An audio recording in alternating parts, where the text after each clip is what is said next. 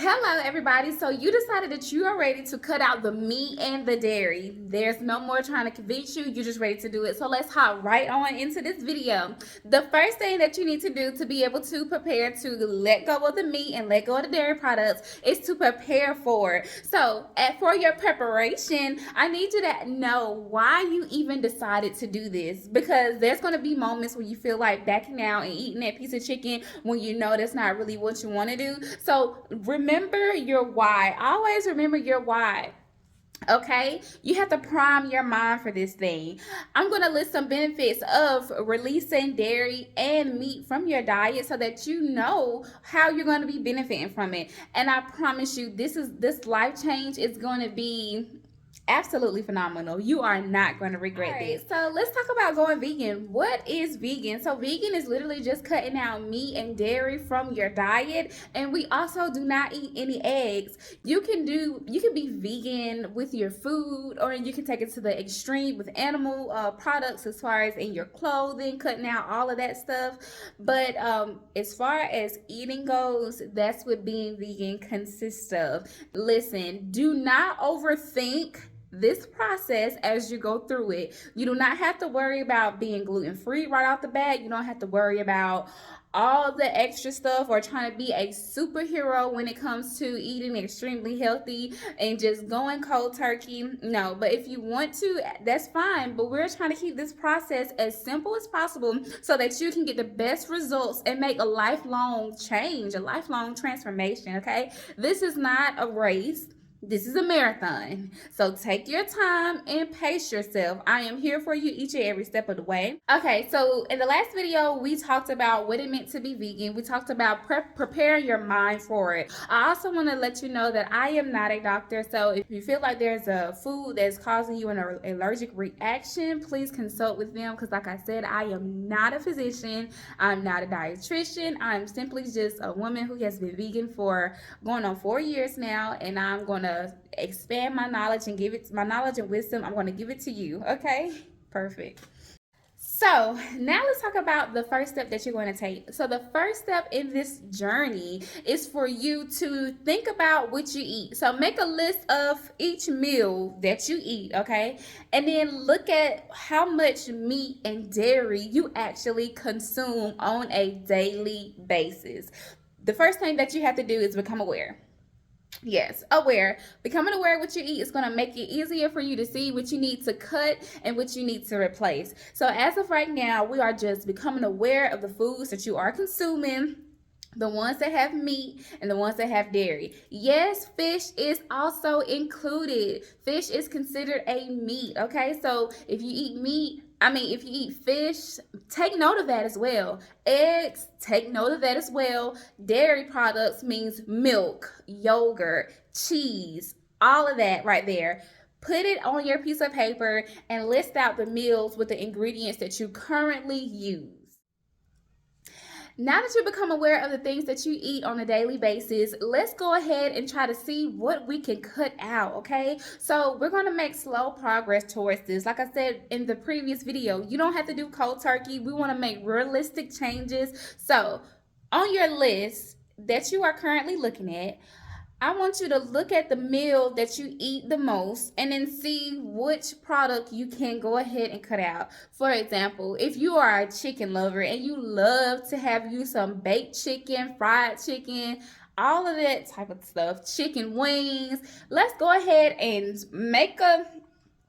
cancel a line through it, get rid of it, okay? Throw it in the trash, okay? And look at your paper and go down the list to see what other meats that you can take out. Just cut it. If you have some food that is currently inside of your refrigerator, that is fine. You can donate it, you can get rid of it, or you can just make this your last time having it, okay? Just know that you have to remove this from your diet. So all right, gorgeous. Now that you went through your list and you've removed all the items that had meat or dairy inside of them, I want you to now take a deep breath, inhale, exhale, okay? Look inside of your cabinet and throw the deuces, throw the peace sign up, okay? Because we are about to get rid of this stuff and start replacing it with something healthier, okay? This right here is going to require you to be very mentally strong, okay? You are not going to be malnutritioned because you don't have that meat. I know society tries to tell you that you need this protein for you to be strong, and you need this protein and you need this dairy to milk, this milk to make your bones stronger. It was all a lie. It was a lie. You don't actually need that. I mean, a healthy chicken alternative is going to be mushrooms.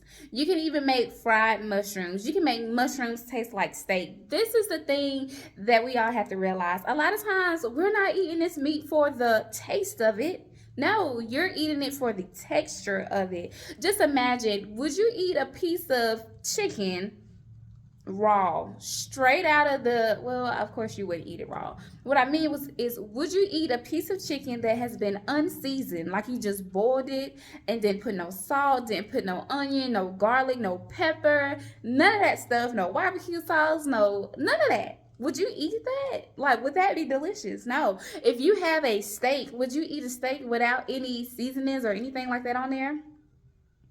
Hamburgers, don't you season your hamburgers? Like, could you imagine with food, with the meat, more specifically, what meat would taste like uncooked, unseasoned?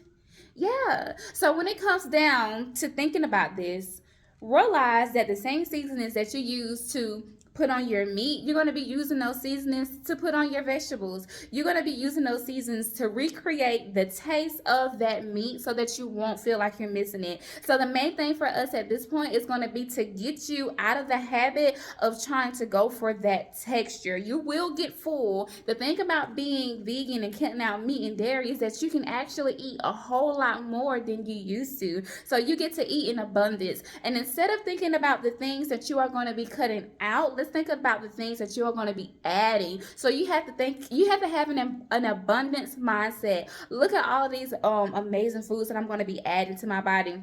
You can even get more curious about it and start looking at the benefits of each and everything, and just imagine how much better you're going to feel. Okay, so let's take our energy off of the things that we have cut out and missing them and all this different stuff, and let's focus our energy on the things that we are going to be adding, on all the amazing stuff that we're going to be adding to our diet, adding to your lifestyle. I've given you some alternatives for you to get started on your journey. Now it's time for us to make that grocery shopping list. So let's go back to that piece of paper where you wrote out all of the things that you usually eat, and then we're going to also bring our alternatives into the equation. So you have some food that you ate that had some dairy and some meat in it, and we created some alternatives. So now let's take the alternatives and replace it with that meat and that dairy that you used to have, and let's see what kind of creative meals and ideas you come up with. This part is going to be fun and exciting. In the beginning of becoming vegan or cutting out meat and dairy, what you're going to have to do is give yourself a little bit more time when it's time for you to make food, so that you can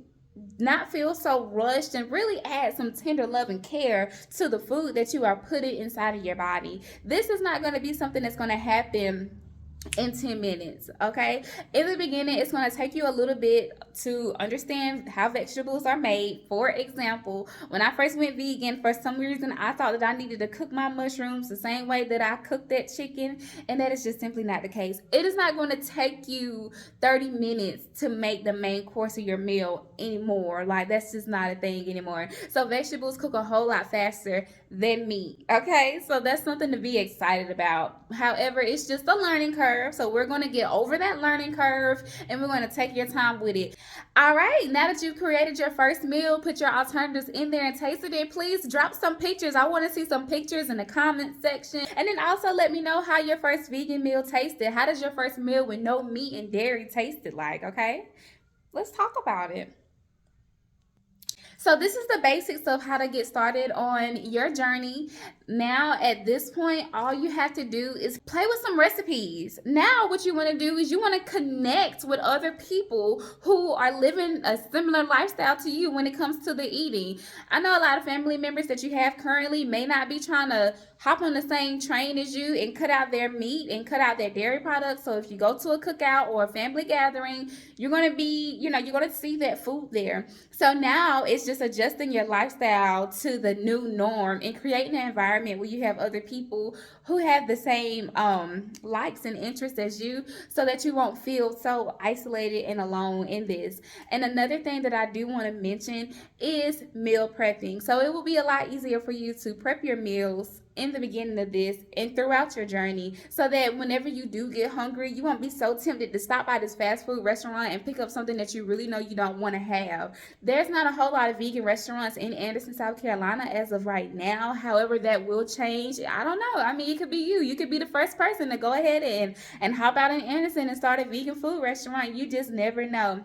So, yes, as of right now, we are going to continue to keep pushing. We're going to continue to keep growing so that we can get a healthier lifestyle. We got to snatch our health back. We have given our health away for too many decades, too many centuries. It's time for us to reverse some old ways of thinking and some old ways of eating and make this healthy lifestyle the new norm. I mean, we got to make it a new norm, okay? So, that's it. If you have any more questions or comments, please list them inside of the group chat, and I'll be more than happy to get back with you. I hope and pray that this has helped you all, and stay tuned for more. Bye bye.